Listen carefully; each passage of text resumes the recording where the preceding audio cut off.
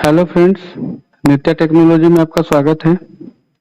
आज मैं आपके सामने एक केस स्टडी लेके आया हूँ जिसका पार्ट नंबर है, आप देख लीजिए, DA0 JD7 AMB6 D0।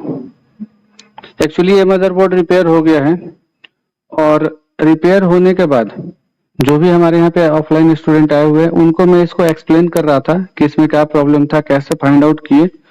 तो मैंने सोचा कि जो एक्सप्लेन मैं उनको कर रहा हूँ उसी चीज को रिकॉर्ड कर दूं और आपको भी शेयर करूं ताकि इससे आपको भी कुछ फायदा हो जाए। तो चलिए हम लोग केस को स्टार्ट करते हैं। तो सबसे पहले भी मैं इस मदरबोर्ड का प्रॉब्लम बता देता हूँ। इस मदरबोर्ड में प्रॉब्लम था कि जैसे ही इसमें एडेप्टर लगाते हैं या जैसे ही इसमें पावर सप्लाई इंजेक्ट करते हैं, पावर सप्लाई लगाते हैं और पावर सप्लाई लगाने के बाद पावर बटन प्रेस करते हैं तो लाइट जलता, इसकी एलईडी ग्लो हो जाती है। यहाँ पे एलईडी आप देख पा रहे होंगे कि यहाँ पे एलईडी है, ये एलईडी ग्लो होती, थोड़ी देर बाद बंद हो जाता है, मतलब कुछ सेकंड में ही बंद हो जाता। थोड़ी देर मतलब कुछ मिनट नहीं चलते थे, ऑन होता, एलईडी ग्लो करता, बंद हो जाता।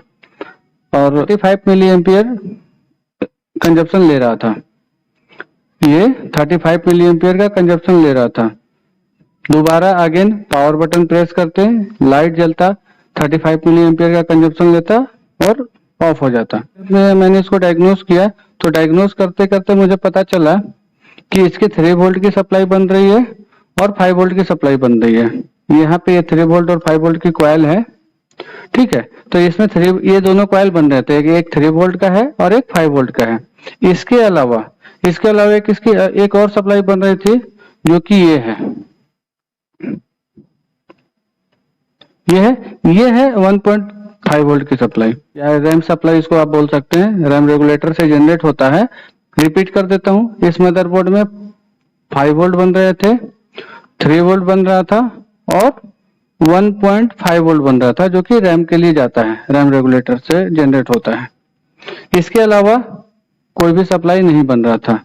तो मैंने इसका देखा कि जब रैम रेगुलेटर पे 1.5 वोल्ट की सप्लाई बन रही है तो क्या इसके अलावा VTT भी बन रहा है। तो जब मैंने उसको डायग्नोस किया तो VTT भी नहीं बन रहा था, ठीक है। तो VTT को भी आप बैक ट्रेस कर सकते हैं। इस टाइप के प्रॉब्लम को सॉल्व करने के लिए अगर VTT नहीं बना तो आप VTT कैसे बनेगा उसको लेके भी बैक ट्रेस कर सकते हैं या इसकी और आगे की सप्लाई को भी लेके आप चेक चल सकते हैं। तो जब मैंने इसके आगे देखा तो इन तीनों सप्लाई बनने के बाद 3 वोल्ट, 5 वोल्ट और रैम की सप्लाई बनने के बाद इस मदरबोर्ड में 1.05 वोल्ट की सप्लाई बनना चाहिए, जिसका कॉइल यहाँ पे लगा हुआ है। ये इसका नंबर है PL10। ये कॉइल है 1.05 का, इसका नंबर है PL10, ठीक है। तो ये सप्लाई नहीं बन रहा था। तो 3 वोल्ट, 5 वोल्ट और रैम की सप्लाई बनने के बाद इसका बनना जरूरी है, तो ही ये आगे का प्रोसेस करेगा, ठीक है। तो जब ये सप्लाई बनना है तो इस सप्लाई को बनने के लिए इसकी रिक्वायरमेंट को फुलफिल करना होगा। तो पहले हम लोग इसका रिक्वायरमेंट चेक कर लेते हैं कि ये सप्लाई अगर नहीं बना तो क्यों नहीं बना और इसका रिक्वायरमेंट में क्या क्या चेक करना है वो हम आपको अभी इसका स्कीमेटिक डायग्राम ओपन करके बताते हैं। तो यहाँ पे टाइप कीजिए PL10,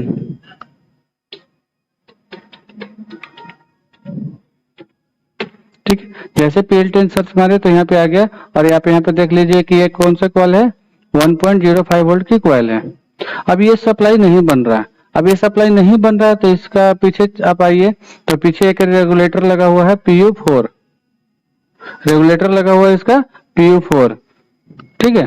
तो इस PU4 के ऊपर आपको चेक करना है, पहले चेक कर लेना है इसका VDD-P, ठीक है। VDD-P इसकी सप्लाई हो गया और इसके अलावा आपको चेक कर लेना है टोन, ठीक है। जब ये दोनों सप्लाई मिले उसके बाद आपको चेक कर लेना है पिन नंबर 15 पे इनेबल।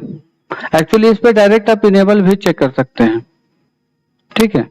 डायरेक्ट आप इनेबल भी चेक कर सकते हैं, डायरेक्ट इनेबल, जिसका इनेबल है पिन नंबर 15 और यहाँ के आया हुआ है किस पे, मेन ऑन पे। तो हमने इस पे डायरेक्ट इनेबल ही चेक किया, पहले इनेबल ही चेक किया। जब इनेबल चेक किया तो यहाँ पे इनेबल अवेलेबल नहीं था। ये जो मेन ऑन है ये मेन ऑन सिग्नल नहीं आ रहा था। ठीक है। तो जब मेन ऑन सिग्नल नहीं आ रहा था तो हमने इसको बैक ट्रेस करना स्टार्ट किया। जैसे इसको कॉपी कर लिए और कॉपी करने के बाद इसको पेस्ट कर लेते हैं। तो देखिए मेन ऑन इतनी जगह पे जा रहा है, तो आपको देखना है कि इसमें से रिलीज कहाँ से हो रहा है। तो ये मेन ऑन जो है, मेन ऑन रिलीज हो रहा है यहाँ पे कितना नंबर पिन है, पिन नंबर 82। 82 ये क्या है, एसआईओ। ठीक है, मेन ऑन जो है एसआईओ के पिन नंबर 82 से रिलीज हो रहा है। ठीक है, लेकिन यहाँ पे जब वोल्टेज चेक किए तो यहाँ पे वोल्टेज आ ही नहीं रहा था। अब नहीं आ रहा था तो हमारा रिक्वायरमेंट बढ़ जाता है टेस्टिंग करने का कि और क्या क्या चेक करना होगा। तो इसके जब मेन ऑन नहीं आ रहे थे तो इसके लिए आपको एसआईओ की एक बेसिक रिक्वायरमेंट भी आपको फुलफिल करना पड़ेगा, तो ही मेन ऑन रिलीज होगा। ठीक है, और बेसिक रिक्वायरमेंट के साथ साथ इसके कंट्रोल सिग्नल चाहिए या इसको इनेबल भी चाहिए कि मेन ऑन जो है, मेन ऑन किसी के अगेंस्ट में जनरेट होता है। मेन ऑन डायरेक्टली जनरेट नहीं होता। मेन ऑन जनरेट होने के लिए इसके कुछ इनपुट हैं जो कि आने चाहिए। ठीक है, तो मेन ऑन को रिलीज होने के लिए आपके इनपुट हैं जो कि SLP_S3। तो हम यहाँ पे आप सर्च कीजिए SLP_S3, SLP_S3।